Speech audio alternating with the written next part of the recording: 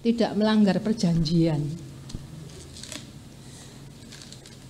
Kita baca dahulu ya tema kita bulan ini, yaitu Alkitab kecilian.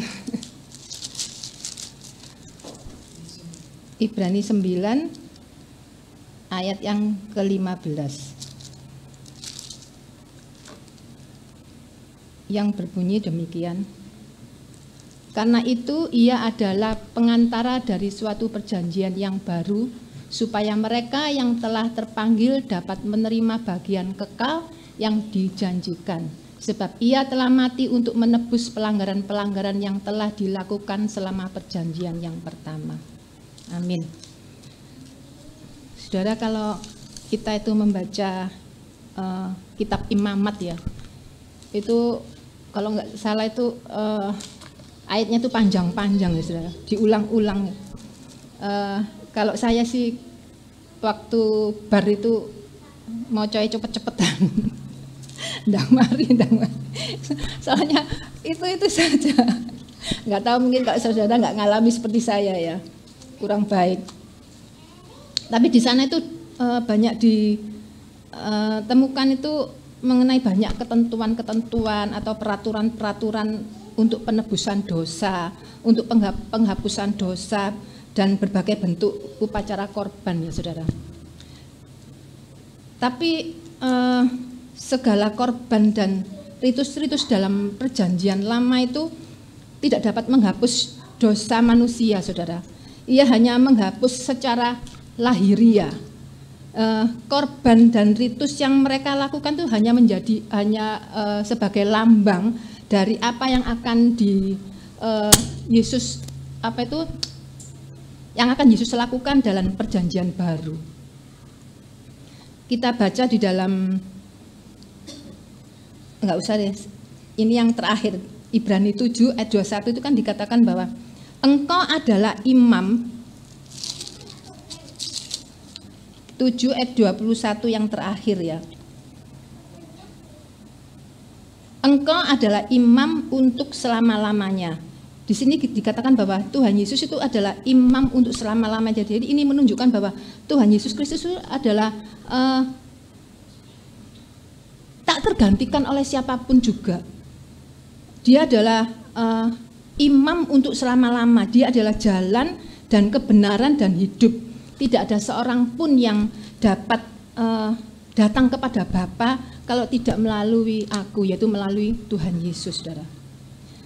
Karena itu ia sanggup, di dalam Ibrani 7 ayat 25 dikatakan, Ibrani 7 ayat 25 dikatakan bahwa karena itu ia sanggup untuk menyelamatkan dengan sempurna semua orang yang oleh Dia datang kepada Allah, sebab ia hidup senantiasa untuk menjadi pengantara mereka. Jadi Tuhan Yesus itu sudah ditetapkan menjadi perantara kita ya saudara.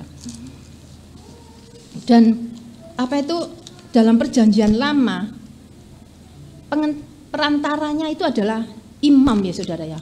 Dan imam itu yang masuk ke dalam ruang kudus untuk mengorbankan seperti hewan-hewan yang domba, lembu itu ya saudara ya.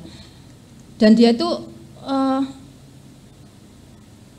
kalau dalam perjanjian baru, Tuhan Yesus sendiri yang menjadi imam agung. Imam yang agung sekaligus menjadi anak domba yang sejati ya saudara. Demikian juga di dalam perjanjian lama saudara, mengenai penebusan dosa. Imam masuk ke dalam kemah suci. Kemah suci itu adalah buatan tangan manusia. Di sana ia melakukan perdamaian penebusan dosa, masuk ke Maha Kudus ya saudara. Itu buatan tangan manusia.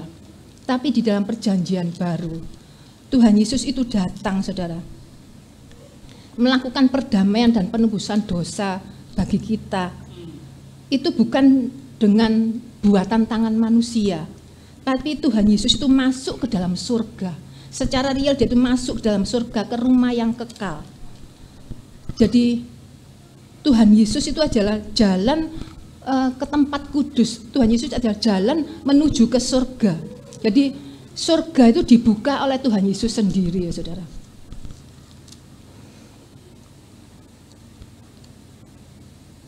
Nah saudara, apa itu? Sebagai orang percaya, kita ini adalah anak-anak perjanjian. Itu nggak tahu bulan berapa ya itu temanya dia. Kita ini adalah anak-anak perjanjian, yaitu umat yang hidup di dalam perjanjiannya, umat yang hidup di dalam perjanjian Tuhan, perjanjian yang diteguhkan dengan darah Yesus Kristus. Dalam Ibrani 9 ayat yang 13, dalam Ibrani 9 ayat yang 13 dikatakan, sebab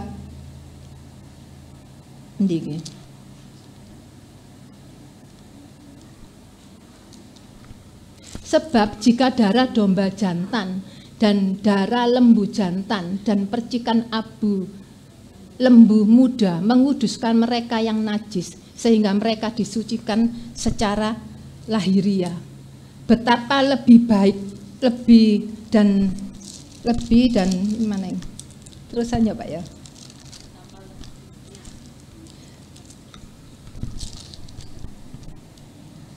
sampai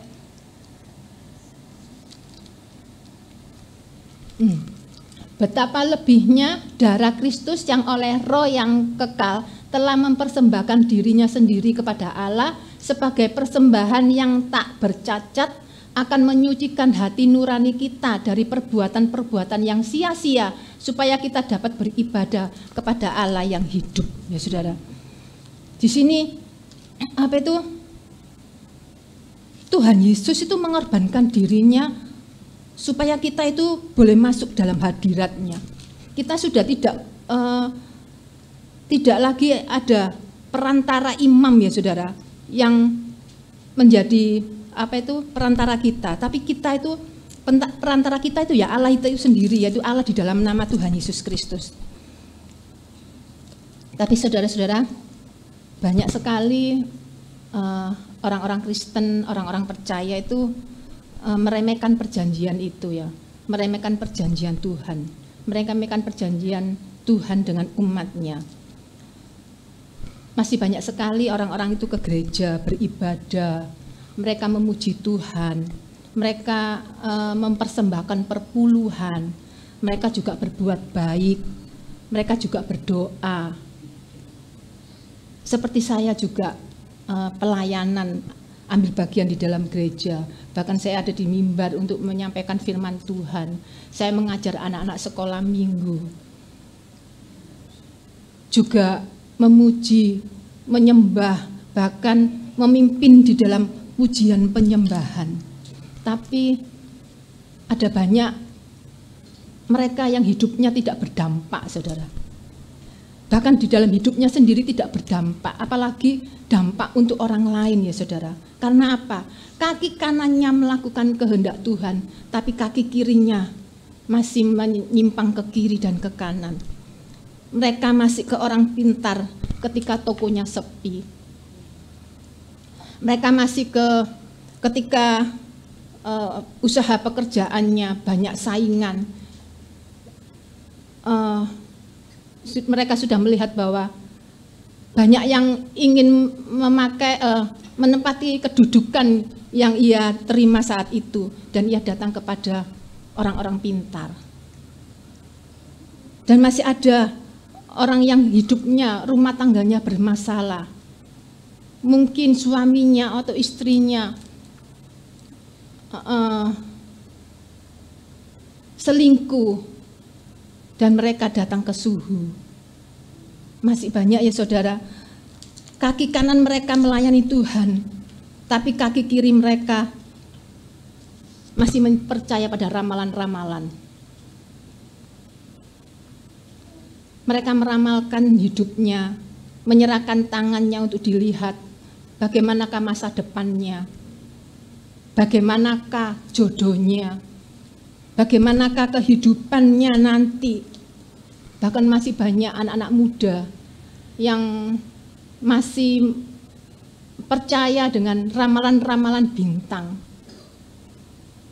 Saya ini dulu saudara, walaupun pengertian tentang kekristenan, tentang Tuhan Yesus itu siapa masih dangkal, bahkan mungkin cuman mengetahui bahwa Yesus itu juru selamat, tidak memahami. Tapi untuk hal-hal yang ramalan-ramalan kayak gitu, bintang-bintang itu, zodiak itu saya enggak ya saudara, enggak sampai ada teman saya itu yang benar-benar dia itu setiap minggu itu kayak ketagihan bahwa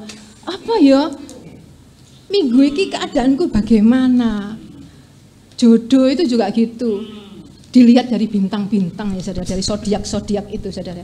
Tapi waktu itu walaupun puji Tuhan keluarga kami itu walaupun bukan pure dari keluarga Kristen ya saudara, dan pengetahuan kekristenan itu masih dangkal.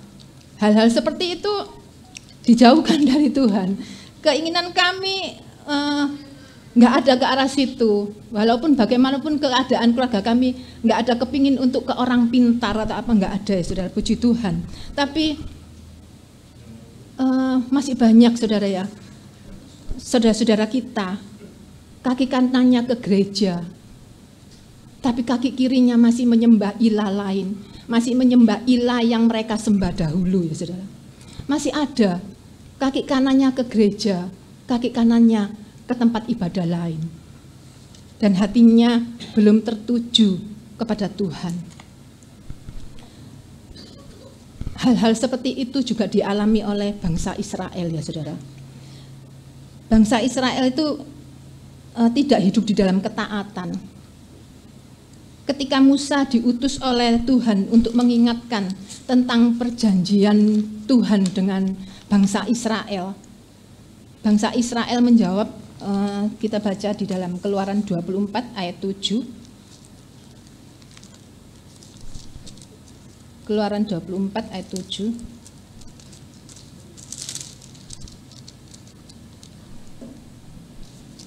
Di sini dikatakan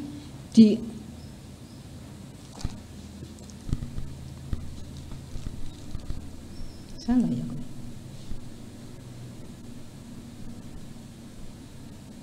Oh iya. Diambilnyalah kitab perjanjian itu, lalu dibacakannya didengar oleh bangsa itu, dan mereka berkata, segala firman Tuhan akan kami lakukan dan akan kami dengar. Saudara, mereka mengatakan kami dengar dan kami melakukan. Tapi bangsa Israel tidak mendengar dan tidak melakukan, saudara. Mereka telah melanggar perjanjian Tuhan. Mereka telah melanggar perjanjian yang Tuhan sudah lakukan dengan bangsa Israel. Jadi saudara-saudara, oleh karena itu janganlah kita menjadikan Alkitab kita ini sebagai pajangan. Janganlah menjadikan firman Tuhan di dalam HP kita, disimpan di dalam HP kita. Marilah kita senantiasa itu merenungkan firman Tuhan siang dan malam. Karena hari ini Tuhan sudah mengingatkan bahwa akan perjanjian Tuhan dengan kita semua umat pilihannya. Betapa Tuhan itu mengasihi kita, saudara. Sehingga Tuhan itu rela mengorbankan dirinya untuk menyelamatkan hidup kita. Oleh karena itu mari kita harus hidup di dalam ketaatan. Kita membangun hubungan yang karib dengan Tuhan. Sehingga janji-janji Tuhan untuk hidup kekal digenapi di dalam hidup kita. Amin. Demikian firman Tuhan yang saya sampaikan, kiranya firman Tuhan yang singkat dan pendek ini dapat dimengerti oleh saudara-saudara semua dan menjadi berkat bahwa Tuhan sudah mengingatkan akan perjanjian Tuhan dengan kita. Dan mari kita berdoa. Tuhan, terima kasih karena kasih-Mu yang begitu besar, Tuhan. Engkau rela menjadi manusia, Allah yang maha tinggi, Allah yang kudus dan mulia, datang kepada kami, ciptaanmu, yang telah melanggar perjanjianmu sejak dahulu kala Tuhan.